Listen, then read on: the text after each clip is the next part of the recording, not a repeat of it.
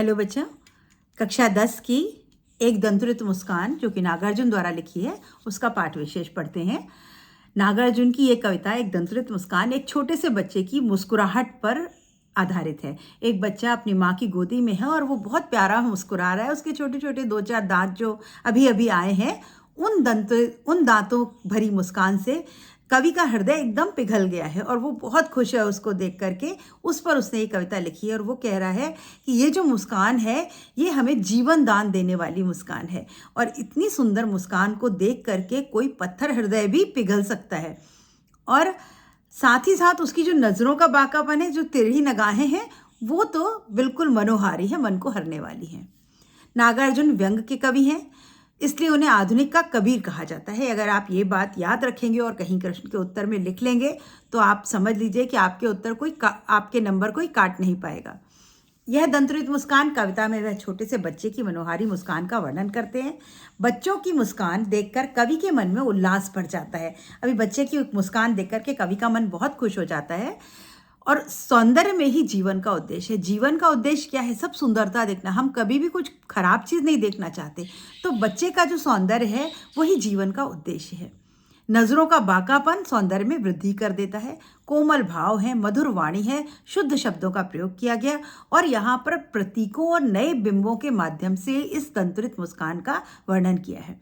बड़े सुंदर उन्होंने बिंब या उदाहरण या प्रतीक दिए हैं। जैसे उन्होंने कीचड़ में खिले गुलाब का उदाहरण दिया, जैसे उन्होंने पत्थर के पिघलने का उदाहरण दिया। तो ये सब जो बिंब हैं ये बड़े नए हैं और अतुकांत छंद है, यानी जो छंद है वो अतुकांत, उसमें तुक नहीं है, मुक्त छंद है।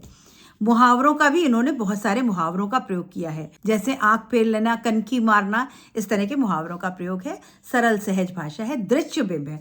और यहाँ पर बिंब कौन सा है कि शब्दों के माध्यम से आपकी आंखों के सामने वो बच्चे का और अपनी माँ की गोदी में उस बच्चे का दृश्य खिंच जाता है। तो यहाँ पर दृश्य बिंब है। माँ कैसी है? माँ जीवन संचार करने वाली होती है, अमृत तुल्य, वह जगत से परिचय। जिस प्रकार माँ एक शहद जो है वो बच्चे को चटाती है, पहला स्वाद माँ अपने बच्चे को देती है, वैसे ही इस संसार से जो पहला कनेक्ट होता है, कांटेक्ट, वही वो कौन कराता है? सबसे पहले माँ करवाती है अपने बच्चे का। माँ बताती है देखो इससे मिलो बेटा, इससे नमस्ते करो बेटा, इसको देख के खुश हो, या इधर नहीं देखना, मुँह उधर कर लो।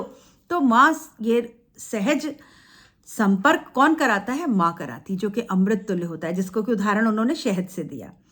माँ की भूमिका जीवन में बहुत महत्वपूर्ण है। हर बच्चे की पहली शिक्षक उसकी माँ होती है। तो इस पर आधारित यह कविता है। इसी में नागार्जुन की दूसरी कविता है फसल। फसल में उन्होंने प्रकृति का वर्णन किया। प्रकृति और मनुष्य के सहयोग से सृजन होता है। वो कहते हैं कि अगर प्रकृति और मनुष्य दोनों मिल जाते हैं तभी सृजन होता है। सृजन मतलब कुछ नया होता है। केवल अकेली प्रकृति कुछ नहीं कर सकती और अकेला मनुष्य कुछ नहीं कर सकता। तो दोनों का सहयोग आपस में बहुत ज़रूरी है, तब हम रोज नया नित्य न्यूतन सृजन कर सकते हैं। बोलचाल की भाषा है कविता में, गति और लय की कविता है। छोटे छोटे वाक्य हैं, 2-3 शब्दों के वाक्य हैं। और ये क्या है? हमें जो हमारी आजकल उपभोक्तावादी संस्कृति, मतलब ज़्यादा से ज़्यादा उपभोग कर लो, जितना सामान खुद ले सकते हो लो, उससे हमें किधर ले जाती है? कृषि के दौर में। हम आजकल कृषि से, गाँव से, प्रकृति से दूर होते जा रहे हैं। हम शहरीकरण की तरफ जा रहे हैं। तो हमें वापस प्रकृति की तरफ, फसलों की तरफ, खेतों की तरफ, गांव की तरफ ले जाने वाली ये कविता है। छंदमुक्त कविता है, शब्दों से चित्र बनाया है, मुहावरों का प्रयोग किया गया है, संबोधन शैली और प्रश्न शैली का प्रयोग किया गया है। जगह जगह आपको प्रश्न शैली और क्वेश्चन मार्क मिलेंगे।